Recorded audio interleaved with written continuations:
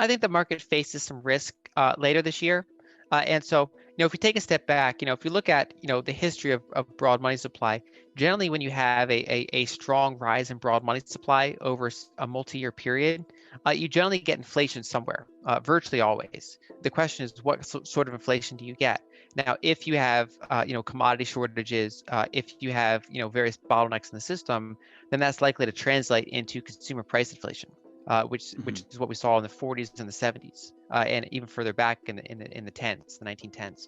And on the other hand, if you have commodity abundance and you have low interest rates, and a lot of that money is kind of flowing into the top few percentage of the population, well, then it's more likely to result in asset price inflation, right? So, if basically the top 5% of the population get a lot more money, they're already meeting most of their consumption needs. They're not really wanting for anything. So what they do is they take that money and they put it into financial assets.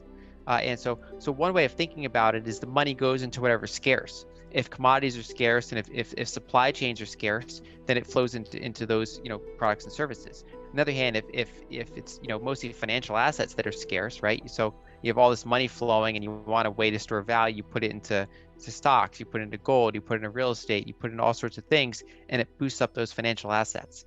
And so we've had the asset price inflation part of the equation over the past year. Right? Because interest rates stayed low. We had some demand destruction from people staying home, things like that, and so we saw a lot of that money flow into asset prices.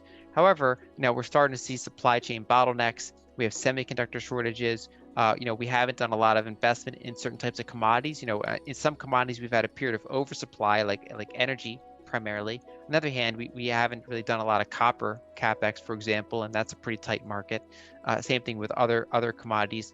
And so we are starting to see kind of a rotation towards some signs of inflation, meaning that the producer price indexes are going up, commodities are going up.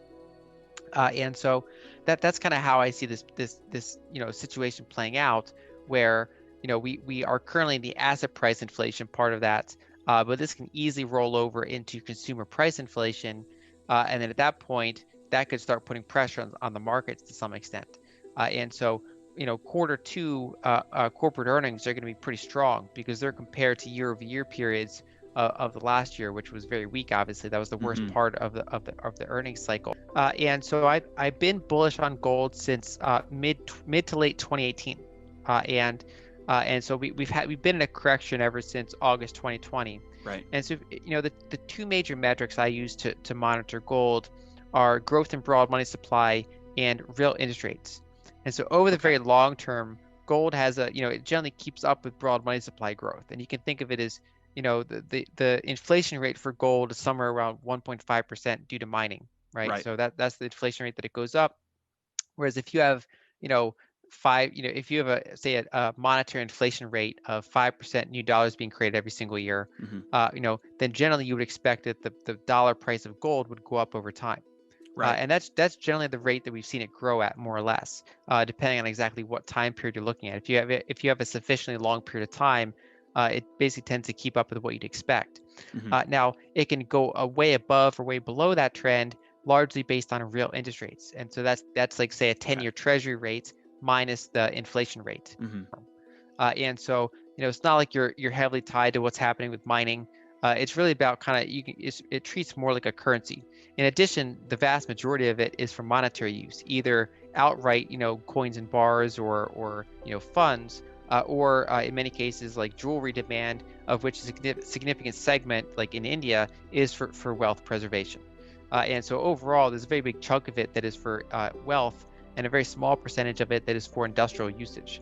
And whereas silver is a weird hybrid, because it's not like copper or oil where they're pretty much purely for industrial use, but it's not like gold where it's almost entirely for wealth and storing and displaying wealth. It also has a stock to flow ratio, which is not nearly as high as gold, but it's way higher than pure industrial ones like copper or oil. And so it's kind of got that hybrid status. And so a general trend you see is that you can't monitor it in the same way that you do gold. But generally, when gold is in a bull market, usually silver is doing better. When gold is doing very strongly, especially if you have gold rising due to disinflationary conditions, right? So like we had from say 2018 to 2020, we had inflation levels were going down because global growth was slowing, but then nominal treasury yields were going down even more.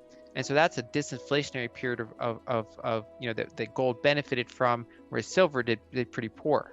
Now, ever since we came out of that March 2020 bottom, silver did better than gold because that's a more inflationary environment. We have a very sharp increase in the broad money supply.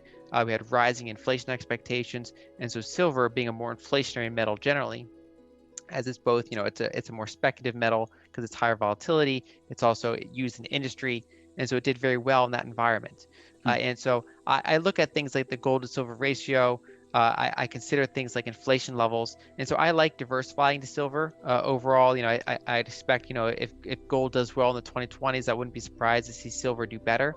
But yeah, you can't track it next to broad money supply and real interest rates. It doesn't really have that tight correlation that something like gold has, because it's not a pure currency in a sense. And back then we had a big run up, and I said, okay, I researched the market. I think it's very frothy now. I also had some concerns because I had the split with Bitcoin Cash, and you had a lot of those ICOs, like you mentioned. You had a lot of froth in the market, a lot of other distractions of other digital assets around Bitcoin. And I said, this doesn't look like a great market at the current time. And so I wasn't explicitly bearish on the protocol, but I was kind of like, I find it hard to justify going long here. And so I stayed out. And of course, we had a blow off top. We had a massive correction. And for a couple of years, Bitcoin was an underperformer compared to, say, gold, compared to S&P 500. It didn't do very well. But then I started looking at it pretty closely in late 2019, early 2020, because it cleared up some of the concerns I had, like, Bitcoin retained almost all of the hash rate and the market capitalization compared to some of the split protocols from it. It did its network effect showed, signs of doing very well. And so when we had that liquidity crash in March 2020, I saw it do kind of similar to silver, where it crashed very hard, but then it started to come up very quickly.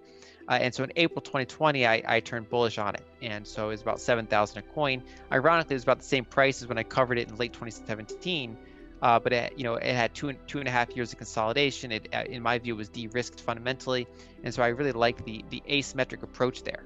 But when you come very far very quickly, you have to start thinking about risk management. And so, my base case is that Bitcoin does not look quite as frothy as it looked in, say, the end of the cycle in 2017 or the end of the cycle in 2013.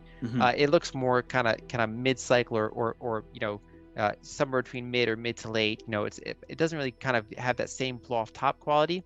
And so my base case would be to see higher growth ahead, especially if we do continue to get some inflation numbers in quarter two.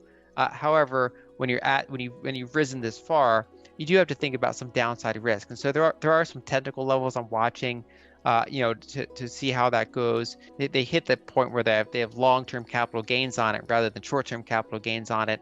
And so some of them may consider, de-risking a little bit, because if they put, say, 5% of their money in Bitcoin and it went up from 7,000 to up to 60 and then down to 50 and wherever it is now, that could be a pretty significant percentage of the portfolio. And so some of the really hardcore hodlers are fine with that, whereas many other people are not comfortable with that level of exposure. And so naturally, they might want to de-risk. They might want to put that money back into some other assets. Each investor kind of has their own approach. So overall, I'm kind of watching certain levels here. And so, but it is somewhat of a challenging market at the current time, but I still have a somewhat upward view on it.